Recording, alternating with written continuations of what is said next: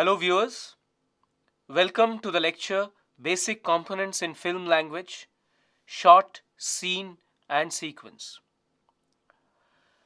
To start with, a shot is the smallest component in the body of a film. Precisely speaking, it is the duration that exists between two successive cuts in a film. At the stage of shooting, a shot can be denoted as the continuous flow of events that exist between the commands action and cut. At a preparatory stage, a director has to answer the question as to what to shoot and how to shoot. A shot is born out of these answers. What to shoot? A director has a rough idea about the action that he is going to stage. The action is actualized by a trained actor, by his voice, by his dialogues, gestures, body language, and so on and so forth. But this action has to be located in a particular space.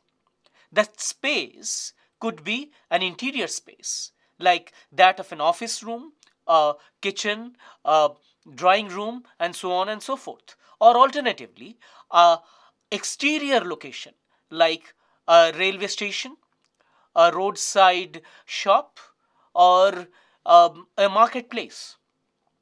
Once the location is agreed upon, then comes the question of manipulating the location according to the needs of the narrative.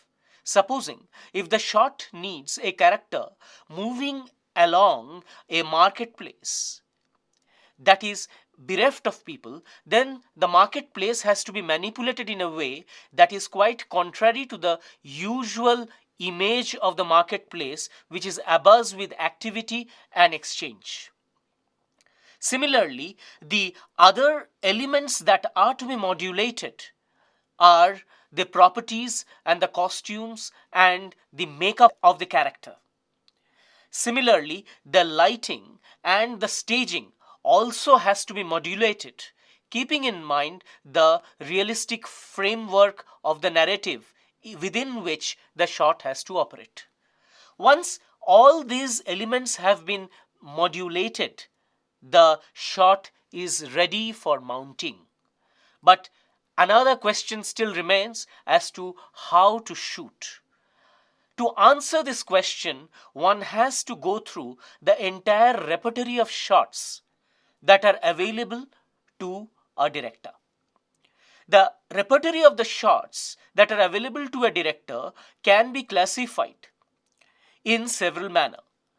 The primary classification would be based on the formal organization of the frame, that is depending upon whether the frame moves or the frame is static. It completely depends upon whether the camera is moving or the camera is stationary. If the camera is stationary, then we have a static shot. A static shot guides the audience interest into the content of the frame. One is forced to contemplate not only the narrative content that is there within the frame, but also the formal organization of the subject that we are seeing within the frame.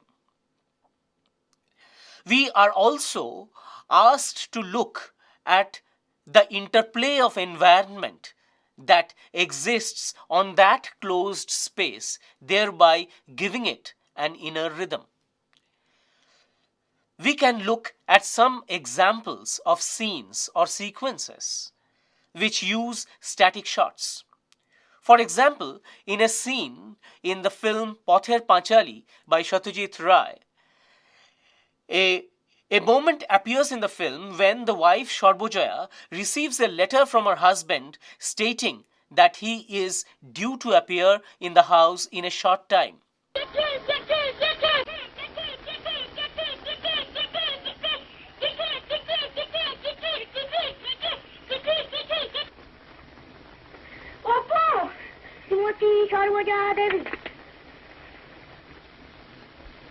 আমি আজ 4 মাস যাবৎ তোমাকে পত্র দিতে পারি নাই, বোধ করি চিন্তিত আছো।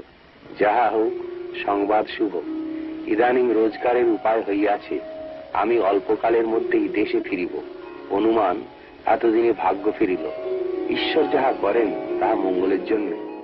The letter brings in a sense of joy, and the shot of Sarbojaya's face cuts to a series of approximately 10 shots that takes us close to nature, that takes us to various water bodies, to the ripples on water, to various insects playing on the surface of water, to flies hopping around from one leaf to the other leaf on the water, on drops of rainwater that are falling on the water body.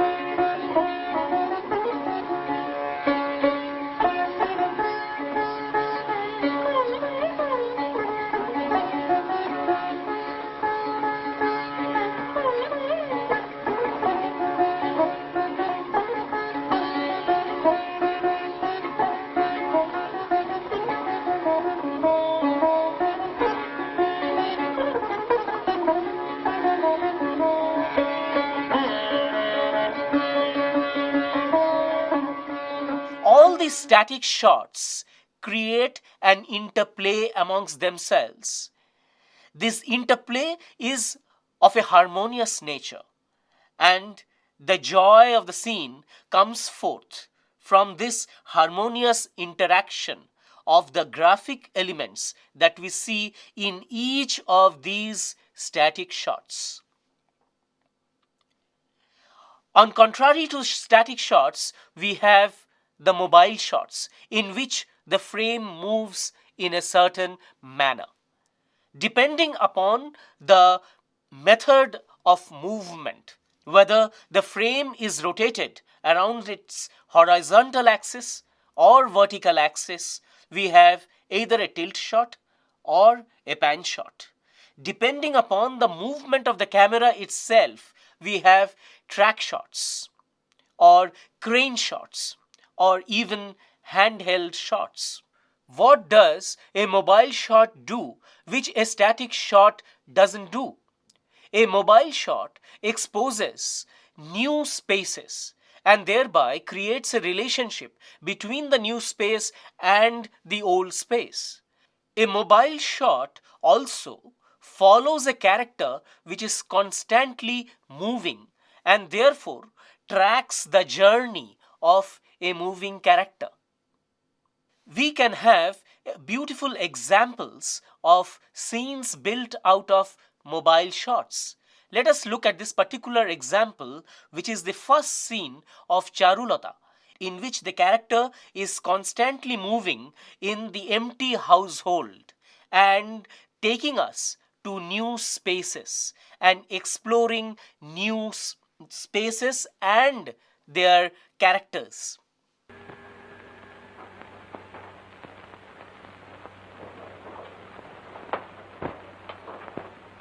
ব্রজু, ব্রজু, কানে শুনতে পাও না নাকি? 4টে বেজে গেছে, অফিসে চা দিয়ে এসো।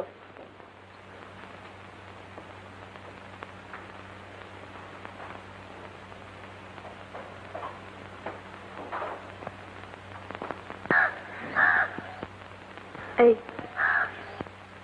হুশ।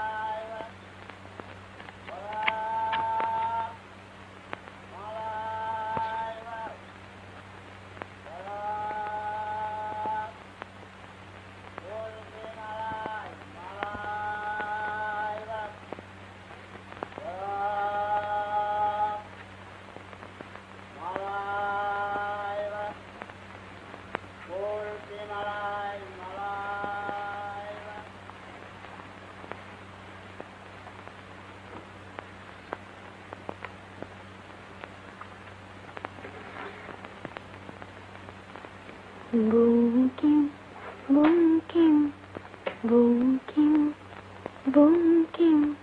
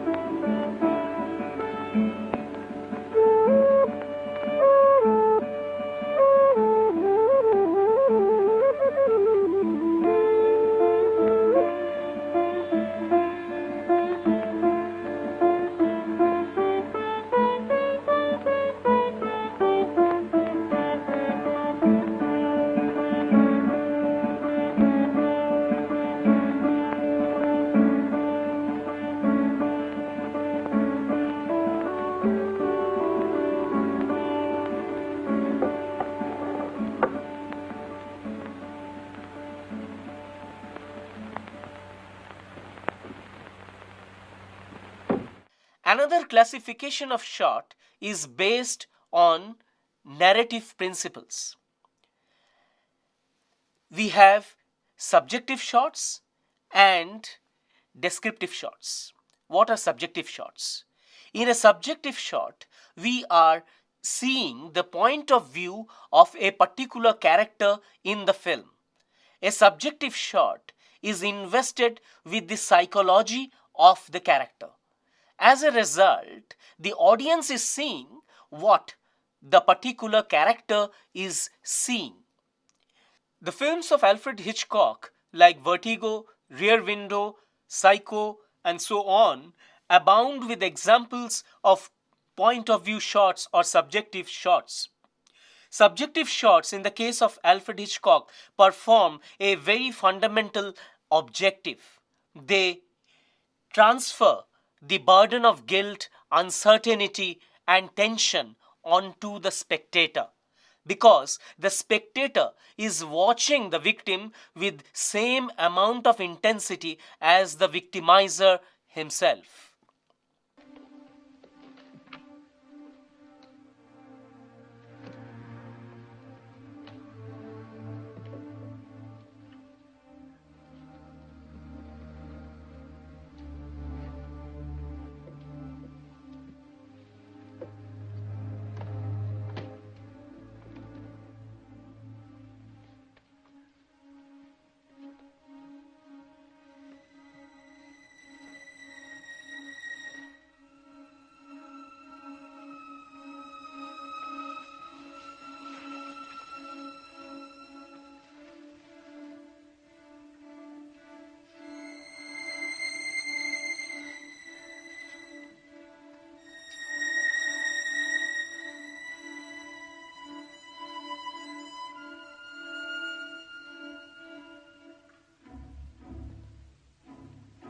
The other category of narrative shots is called the descriptive shots.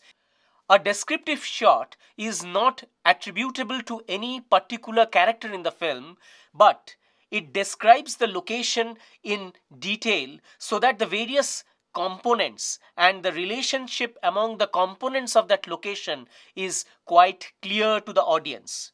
The cinematic unit that is formed by the combination of several shots is called a scene. The aesthetic principle of a scene is derived as much from the nature of the shots as the manner in which these shots interact with each other. At a formal level, one could also say a scene is a place where a chunk of space and a chunk of time converge. A scene can have several relationships with the actual time of the event that it portrays. For example, the scenic time can be the same as the time of the event that it portrays. In this case, we say that the screen time preserves the time of the event. A case in hand is the first scene of Charulata. A second relationship arises where the scenic time compresses the real time by using elliptical shot designing. Imagine a scene in which a man is going up the stairs. The first shot can show the man going up the stairs in the first 2 steps. This shot can cut with another shot in which he is about to reach the top of the stairs. The in-between time and the in-between space is chopped off, and the audience fills up this chopped off space and chopped off time by using his or her own imagination, because the action is all too familiar.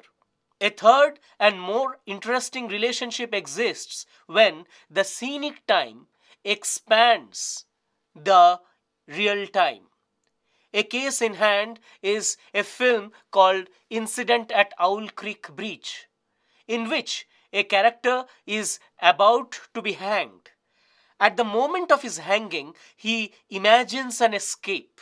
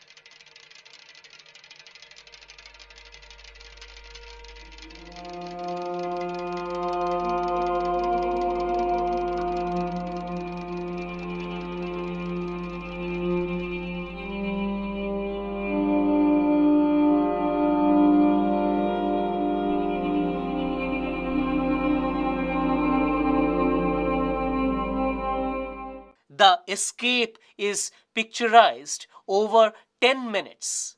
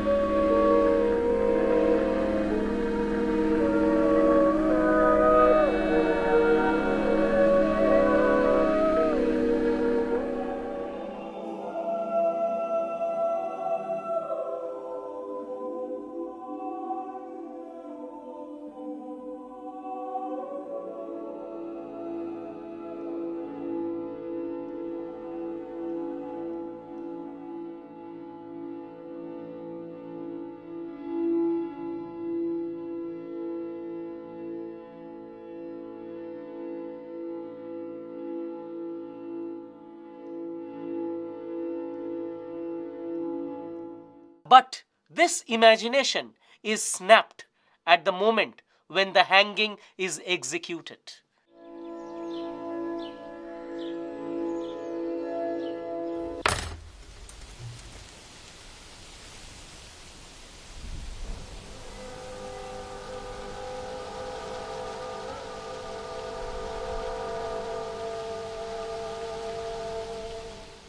A sequence denotes a family or a series of shots which are of a similar type. It could also be a series of similar scenes. In a narrative film, usually the concept of a sequence and a scene often overlaps. In conclusion, one could say that a series of shots combine with each other to give us a scene which communicates a complex meaning, and a series of similar shots or a series of similar scenes gives us a sequence. One has to understand the overarching guiding principle that helps us build a shot or a scene or a sequence is called mise-en-scene, or simply put, what is being put into the scene. The basic components of mise-en-scene being the location or space, makeup, costume, properties, lighting, and staging.